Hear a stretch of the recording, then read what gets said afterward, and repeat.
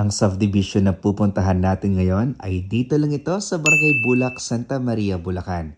Pupwede ito sa mga kababayan natin na naghahanap ng bahay through Pag-ibig Financing. At kung ang budget mo naman ay 7,000 pesos monthly amortization, huwag kang bumitaw sa video, panuorin mo hanggang dulo. Dito tayo kay BQ1. Si BQ1, ganito siya. Ayan. Ang ganda.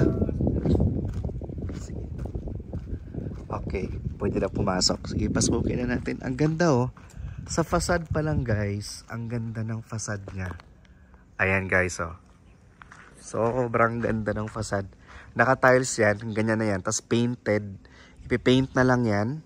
Tapos meron tayong setback sa front na nasa mga 3 meters. 2 to 3 meters yung setback natin. Then, pasok tayo sa loob. Okay. So sa turnover ay ganito. No, may partition tayo dito sa kabilang side. Doon sa second floor ay abang lang yan. Meaning, pagkalipat ninyo at kung gusto niyo i-second floor yan, pwede niyo pong buksan itong mga gilid na yan. No?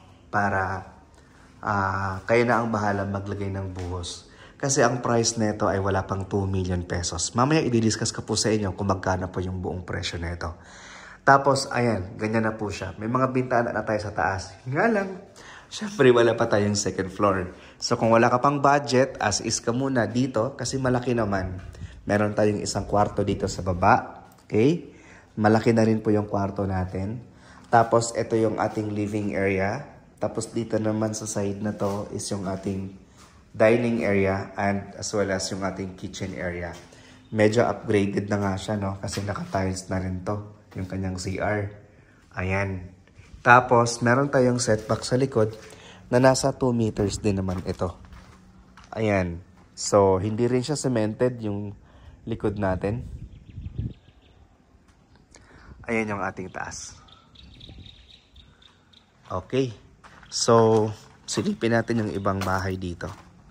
Kagandahan dito, no? Meron na ditong partition sa likuran ninyo. O, diba? Kahit na lang ang bahala magpataas niyan. At, syempre, napakamura na ito. Mamaya, huwag niyo pong bitawan, ha? Kasi ibibigay ko po sa inyo ang sample computation ng mga units dito. Si VQ1 at si VQ2. Okay? So, ganun din dito. Ayan. Naka-ceiling na tayo. Unlike before, yung nilabas nilang bahay, wala pang partition sa taas. I'm sorry, wala pang ceiling sa taas pero dito may mga ceiling ng kasama. Check ulit natin to dito. Ayan, may mga ceiling na po siya. Ayan po, no? Okay. Ayan din. Okay, ang ganda. Tapos, ito, mapuno pa yung dito nyo. Okay. Malapad din yung kanyang kalsada. So, yan yung ating VQ1. So, yung price ng ating VQ1, ang lot area ay 36 square meters at ang kanyang floor area ay 22 square meters. So, isang bedroom, isang toilet and bath na may kitchen na siya, tsaka meron siyang toilet and bath na complete at provision siya for another 2 rooms naman sa taas kung i-slab nyo po siya. So, yung price natin dyan, 1,375,000 pesos lang. Then yung kanyang down payment is 220,000 pesos. Actually, meron silang discount na 100,000 pesos. Na-less ko na siya. So, instead of 320,000, magiging 220,000 pesos na lang. So, sana makahabol kayo dito, no, sa kanilang discount. At ang kanilang reservation fee para makahold kayo ng unit is only 5,000 pesos. Then, yung kanyang down payment na 220,000 ay pwedeng i-divide natin for 24 months nang walang interest. Ang monthly amortization or monthly down payment naman niya sa loob ng 24 months ay 10,813 pesos. Then yung kanyang monthly amortization through Pag-ibig Financing para makuha mo itong napakagandang bahay na to ay 7,300 pesos lang per month. So po pwede dito kahit OFW, local employed, seafarer, immigrant, as long as sa Pag-ibig member kayo, po pwede kayo maka-avail dito sa ating VQ1 na bahay.